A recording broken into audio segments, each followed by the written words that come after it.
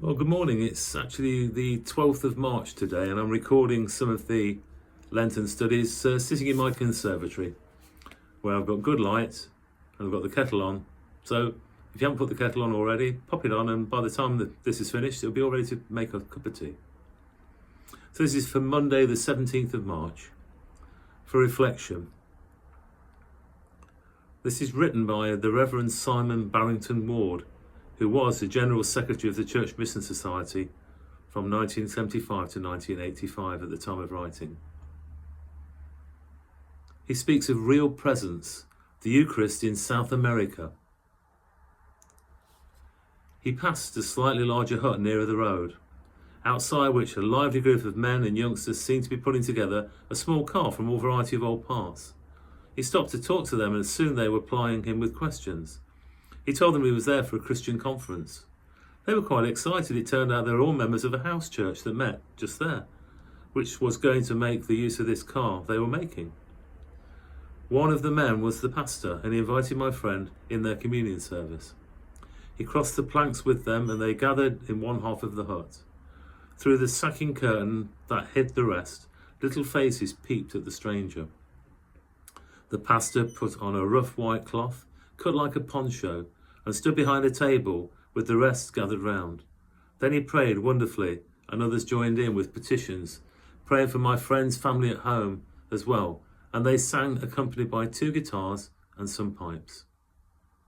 They all embraced my friend as they shared the peace.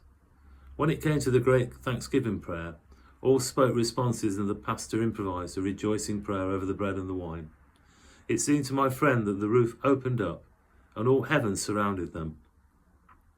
They glimpsed themselves as part of a society where one day all peoples of the earth would care for each other. What a day that will be. All good things of the world will be shared, where everyone will have their part to play and their contribution to make, and all would have enough to eat. In the confession, all had spoken freely, and some wept. Now forgiveness prevailed. All sang and shouted, Alleluia. The bread and the wine was shared, and the blessing given. They then escorted my friend back to near his hotel. He felt he had never understood the Eucharist or the communion of the Lord's Supper so well. Now he saw that once again, Christ was the bridge between heaven and now. He puts his arm around us and takes us into the final banquet, where all will have their honoured place. By his grace he heals and cleanses us to strengthen us with his food. And so we in turn can become the bridge for those around us to a more abundant life. Going out to put relationships right, to love and to serve one another, as we have done at the feast, full of happiness that we are on our way.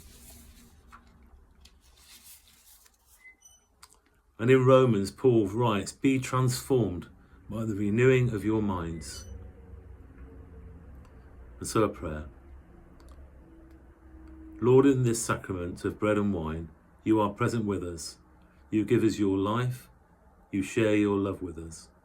Abide with us, that we may reveal your presence, your life, your love, and go with joy along our way. Amen. Have a blessed day.